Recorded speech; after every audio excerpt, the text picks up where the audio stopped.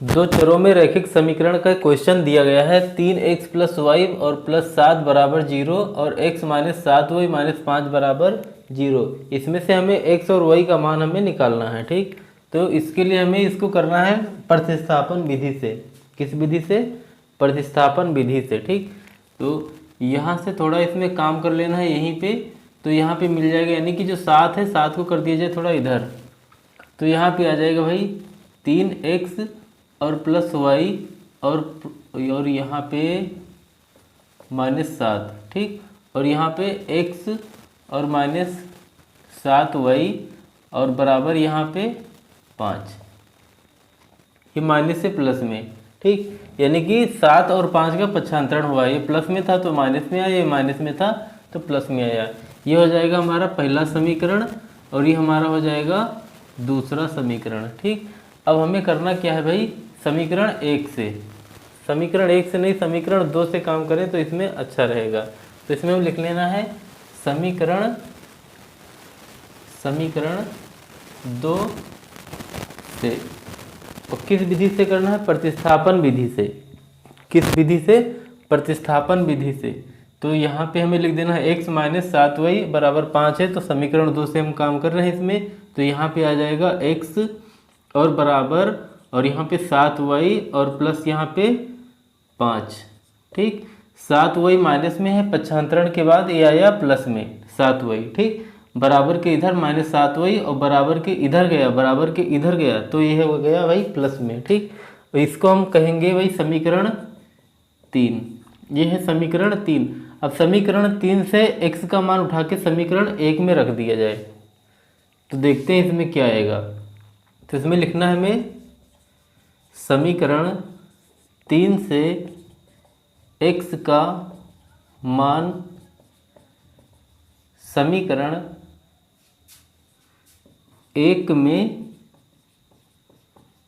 रखने पर। ठीक, समीकरण 1 में रखना है तो यहाँ पे x का मान रखना है यहाँ पे, तो यहाँ पे आ जाएगा 3 और x की जगह 7y, x की जगह 7y और प्लस 5। ठीक, इनको कर देना है ब्रैकेट में।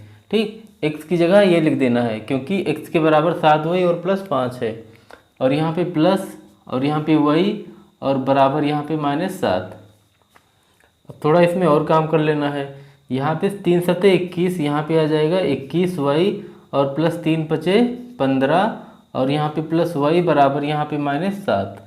अब देखो यहाँ पे संख्या यानी कि गिनती है -7, यहाँ पे भी 15 है तो 15 का कर देना है पक्षांतरण। ठीक, थोड़ा इसमें y और 21y जो सजातीय पद को इकट्ठा रख लेना है और थोड़ा इसमें और काम करना है।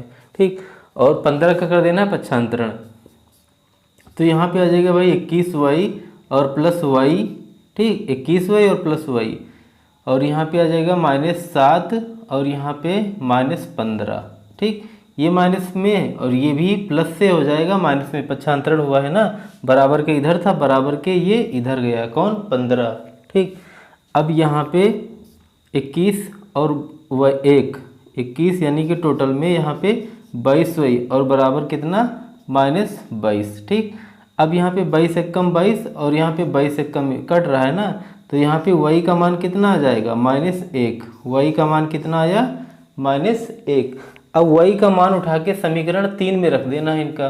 ठीक, तो इसमें हमें लिख देना है y का मान समीकरण 3 में कहीं भी रख सकते हैं, 1 में भी रख सकते हैं, 2 में रख सकते हैं, 3 में भी रख सकते हैं। तो यहाँ पे समीकरण 3 में रखना है, तो y का मान समीकरण 3 में रखने पर। ठीक, तो यहाँ पे आ जाएगा x और बराबर और यहाँ पे 7 और गुणे y का मान कितना है इसमें? -1, तो यहाँ पे हमें -1 लिख देना है। ठीक, और यहाँ पे +5 तो यहाँ पे x का मान निकल जाएगा 7 एकम 7 -7 आ रहा है इधर और +5। ठीक, तो यहाँ पे x बराबर 7 माइनस और 5 प्लस में, तो कितना आ जाएगा? -2। ठीक, x का मान -2 और y का मान -1। ये वो इनका आंसर।